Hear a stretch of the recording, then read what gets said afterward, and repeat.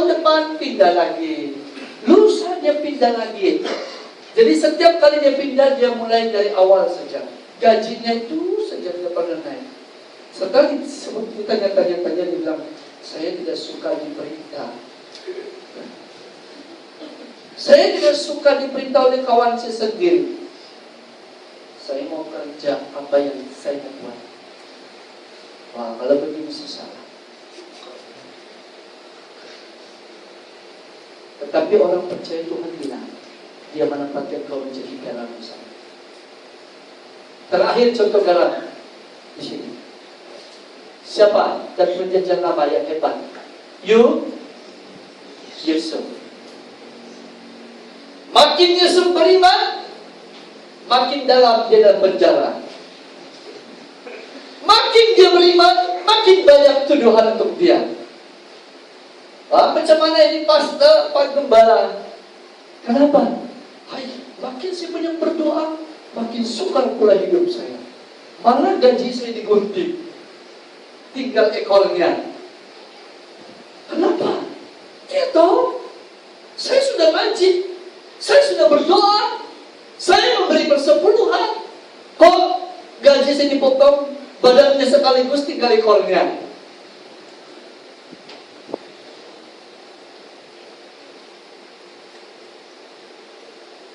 Apakah Tuhan ada maksud di sana? Coba bertahan seperti Yusuf. Dan saat itu Yusuf diangkat oleh Tuhan. Diangkat. Seperti ini adalah perkara-perkara yang memurnikan orang di sekitar. Yusuf menjadi garam bagi semua kerajaan Mesir. Bahkan semua negara di sekitarnya melihat terang yang ajaib terbit dari seorang yang keluar dari penjara. Yang tadinya dituduh-tuduh, semua segala yang jahat dilempar kepada dia. Dan dia berdiam diri.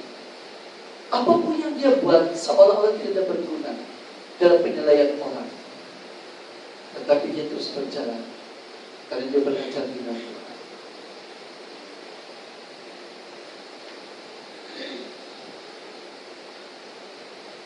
Kalau kita taruhkan garam dalam sup, dalam makanan, jadi sedangkan makanan kita kalau sayur apa sih yang kita masak, kalau tidak ada garam sedangkan. Masakan apa yang sedap tanpa garam? Kari, ubi kayu. Oh, mesti ada garam. Saudara yang kekasih, garam itu sebenarnya begitu dia hadir di dalam sayur-sayur yang kita masak, dia akan ambil semua rasa itu. Dia ambil semua rasa itu, lalu dia satukan. Sekali orang cicipi, wah, enak sekali. Tapi ketika sebelum garam ada, lain. Dia bilang, rasa limau, ini satu rasa bangkit. Macam-macam rasa. Tetapi begitu garam datang, dia rasa apa? Satu kesatuan yang luar biasa. Orang Kristen itu dapat menyatukan bermacam bau busuk itu jadi wangi. Wangi-wangi yang macam-macam itu menjadi satu wangi yang harum sekali, yang menyegarkan, yang menyenangkan.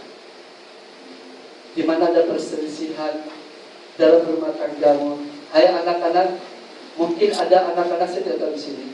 Seperti beberapa tempat waktu saya melayani bantuan keluarga saya sendiri, keluarga besar saya ada juga yang sudah pisah. Bapaknya cari bini orang, dia ambil bini orang, dia angkat jadi bininya. Jadi anaknya dikasih tinggal dengan istrinya. Ya. Saya kasih tahu kepada anak ini sebenarnya sangat dendam dengan bapaknya, betul-betul dendam. Dia membenci bapak di semua itu. Tapi saya layani mereka. Saya katakan, apa yang bapakku tidak pernah lihat dalam hidupnya, Apa yang dia tidak pernah rasa baik dalam hidup. Tidak ada orang yang dapat menolong dia, tidak ada orang yang dapat mengasihi dia. Satu-satunya orang yang mampu mengasihi dia adalah kamu sebagai anak. Jika engkau di dalam Yesus, maka garam yang dalam hidupmu itu akan mengubah bapamu. Dalam rumah tangga kita mungkin suami istri, anak-anak ada bapak mamaku yang selalu gaduh saja. Gaduh tentang apa itu? Tentang sayur. Aku tidak makan. Dia pulang dari kerja, dia tengok istri dia dan mobil lagi. Hah? Tiap hari dalam mobil? Apa saja kerja kau di rumah? Rebus saja kerja kau. Tiada goreng-goreng. Lepas itu dia bilang, kalau saya beli yang goreng-goreng, kan duit kita berkurang. Ini masalah mungkin. Hai anak-anak, mari jadi garam terang di mana kau berada. Ya.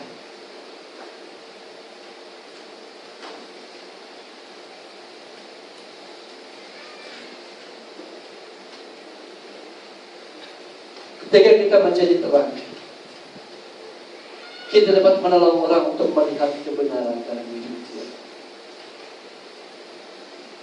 Ketika kita menjadi terang, dimanapun kita berada, orang dapat mengenal keadaan mereka sendiri dan lingkungan yang membahayakan dirinya, yang membahayakan masa depan. Sebab itu visi Allah bagi setiap pengikut Kristus adalah menjadi pengubah masyarakat, transformasi dan pemenang jiwa. Inilah panggilan Tuhan kita, agar kita menjadi pengubah dunia. Saya ingin tanya, adakah sesuatu yang mustahil?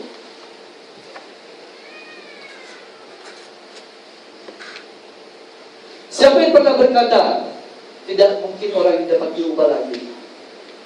Ada? Saya pernah. Siapa lagi? Kawan saya. Oh, saya satu orang, saya dua, tiga. Oh, tiga orang saja. Saya berkata, tidak mungkin orang dapat diubah. Bapak saya pernah berkata tentang adik dia sendiri, adik kandung dia. Dia katakan, iblis sudah berserang di dalam hati angkal kau. Saya katakan sama bapak saya, angkal masih hidup. Dulu pun bukan iblis berserang di dalam hidup manusia dan hidup bapak dan saya. Kita dulu anak setan, malah bukan dia berserang. Anak setan. Tapi ketika garam itu datang dan Tuhan itu datang, Bapa menjadi anak Allah. Angkat juga tidak mungkin tidak. Tetapi yang pasti, kalau Bapa sendiri tetap menjadi terang bagi dia, niscaya dia akan melihat terang itu. Benar, saudara?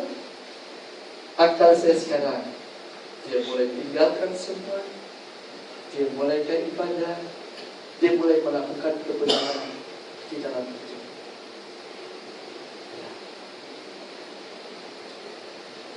Hari ini saya mengajak kepada kita sebagai gereja yang dipanggil Tuhan, gereja yang paling menarik di dunia. Polanya ada pada Pentakosta. Mari kita kembali ke sana.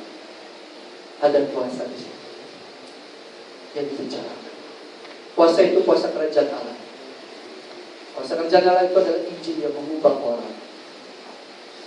Dan kuasa kerajaan Allah itu menyelamatkan setiap orang. Dan kuasa kerajaan Allah itu menyatukan orang itu dengan Allah, dengan sesama. Dan kuasa kerajaan Allah itu menyelamatkan kita sekalipun kita mati, kita dibangkitkan bersama-sama dengan Tuhan. Kita datang kepada Tuhan. Saya mau kita membaca kembali lagi yang di bawah. Kalau kau jalan.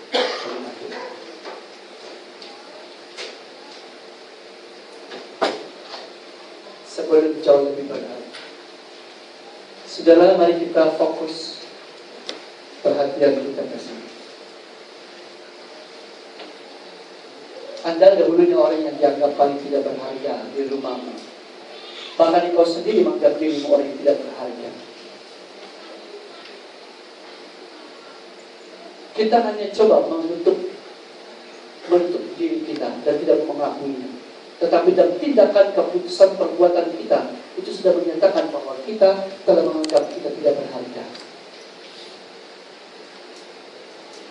Tetapi ingat, ketika Anda menyambut kerajaan Allah pada hari ini, mengerti panggilan surga ini, tidak terlalu sulit saya mengajar kita hari ini. Begitu sederhana. Tapi kalau kau mau menerimanya, kalau kau mau hari ini, saat ini, Yesus akan membuat engkau yang tadinya tidak ada harga menjadi lebih berharga.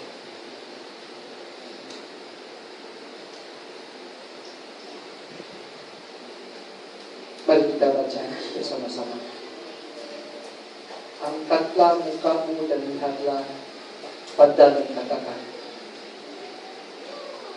ganti orang ini dengan saya. Saya yang dianggap paling tidak berharga, sekalipun bila masuk ke dalam kerajaan Allah, saya jauh lebih berharga dari orang-orang yang paling terkemuka di luar kerajaan Allah. Begitu ya?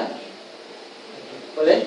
Saya dan ia itu ganti saya. Yang orang-orang, ya dia dan dia. Orang lain itu, bukan diri Anda. 2, 3. Saya yang dianggap paling tidak berharga sekalipun bila masuk ke dalam kerajaan Allah, saya jauh lebih berharga dari orang-orang yang paling terkemuka di luar kerajaan Allah. Mari kita beri tepuk tangan. Maukah Anda bersama saya tundukkan kepala kita, merendahkan hati kita di hadapan Allah.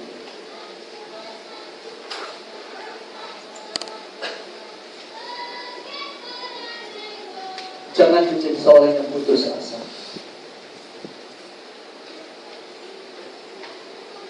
Yesus adalah pengharapan kita. Apapun yang pernah membuat engkau kecewa tentang dirimu sendiri, apakah status hidupmu sekarang? Orang lain tidak kenal dirimu, tapi engkau sendiri melihat engkau adalah sampah masyarakat. Kita coba membenarkan diri kita depan orang, tetapi sanubari kita sendiri tidak dapat kita sangkal. Yang sentiasa menghakimi jiwa kita, sehingga hidup kita gundah-gulana. Ketika kita mau datang kepada Tuhan, kita tidak merasa layak. Lalu kita mempersalahkan orang dalam gereja, mempersalahkan pemimpin, mempersalahkan orang lain. Kita mencari kesalahan untuk menjadi dasar kita tidak pergi ke gereja. Tapi sebenarnya adalah diri kita sendiri. Terkadang kita merasa dihakimi oleh orang lain, tapi benarnya kita dihakimi. Sebenarnya perasaan itu menyatakan pengakuan diri kita bahwa kita ada sesuatu diri kita yang tidak kita mau akui. Ingat, hari ini ketika engkau masuk dalam kerajaan Allah itu, engkau akan menjadi perkara yang lebih berharga dari semua orang lain yang di luar kerajaan Allah. Gimana nama Yesus dijunjung tinggi? Setinggi mana Yesus dijunjung tinggi di masyarakat, di lingkungan, di keluarga di mana engkau berada, pasti engkau juga dipandang setinggi Yesus dipandang sekali. Jangan memandang kasih rendah, kasih karunia, anugerah Allah dalam hidup. Karena Dia telah datang dan turut mengerjakan segala sesuatu dalam kehidupan kita untuk mendatangkan kebaikan bagi hidup kita. Tidak ada sesuatu yang sia-sia yang kau jalani hidup, atau tidak ada sesuatu yang sia-sia perjalanan hidupmu di dalam Tuhan Yesus. Apapun yang kau miliki dunia ini tidak membuat engkau berharga sekali. percayalah. Apapun pengaruh yang ada padamu, kau coba pengaruhi orang, tetapi itu di luar Kristus, itu akan menjadi sia-sia. Kita akan lelah, kita akan rugi, kita akan hancur sendiri. Tapi ada satu pribadi yang sangat mengasihimu, lebih daripada kau mengasihi dirimu, Yesus nama. Kita datang kepada Dia. Bapa Yesus, kami sudah belajar firman Tuhan dengan begitu pelan, sederhana, jelas tentang diri kami. Kami sudah melihat apakah rencana Allah dalam panggilan-Mu kepada kami. Apakah visi Tuhan Tuhan? Ternyata rencana Allah bagi hidup kami supaya kami masuk dalam kerajaan Allah. Sebab ketika kami masuk dalam kerajaan Allah, dimanapun kami berada, ternyata kami sudah berada dalam kerajaan Allah. Situasi apapun yang kami hadapi, kami berada di dalam kerajaan Allah.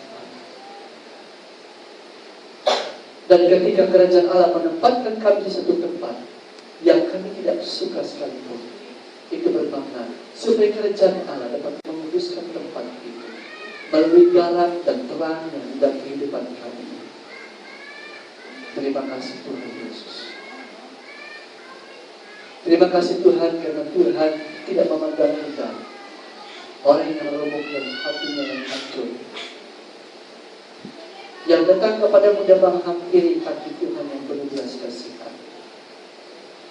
Tuhan tidak hanya mengampuni kami, Tuhan tidak hanya menyucikan kami dan bebaskan kami pergi kembali ke daerah, ke tempat keadaan kami yang semula, tetapi Tuhan menggabungkan dirimu dengan kami, menyatukan kami dengan kerajaan Allah.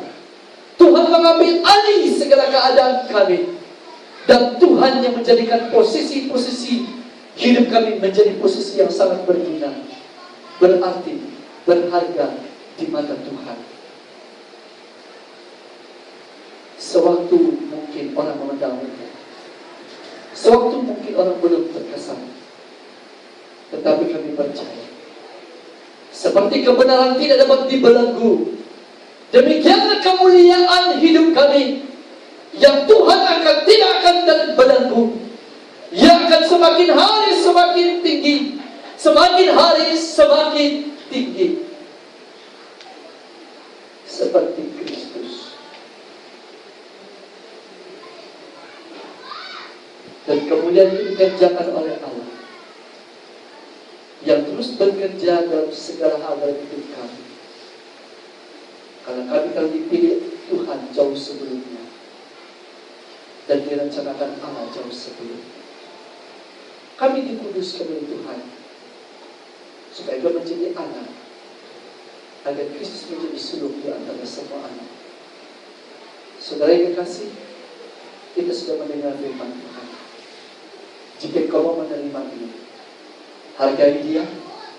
Ingat nasihat Rasul Paulus kepada Timotius. Jangan seorang pun memandang kau rendah karena kau muda rohani, karena kau baru bertobat, karena kau baru berubah hari ini, karena kau baru berubah besok, kemarin. Tetapi ingat, Tuhan tidak memandang keadaan. Karena itu kau jangan menjadi serupa dengan dunia ini. Jangan rasa rendah diri jika kau tidak serupa dengan masa lalu dan teman-temanmu. Jangan kita berkata bahwa biar rohani hati saya yang lurus, sementara di luar dagingku ini penampilanku jelek, serupa dengan mereka tidak apa-apa. Yang penting hati yang mulia. Itu sungguh bercanda dengan maksud firman Tuhan. Jikalau hatimu mulia, pasti apa yang dilihat di luarmu pasti mulia. Karena itu Yesus mau mengubah kita hari ini. Saat kau bilang, saat kau rendahkan diri, saat kau mengakui dirimu di hadapan Tuhan. Terima kasih Bapa, Kami telah berhenti berbicara, memimpin kami, konseling kami sebagai suatu follow up dari firman Tuhan yang kami telah pelajari di minggu lalu sebagai penekanan aplikasi dalam hidup kami. Dan tolong kami Bapa, hiburkan kami, kuatkan kami. Di dalam nama Tuhan Yesus, Juru Selamat kami. Amin. Puji Tuhan. Terima kasih atas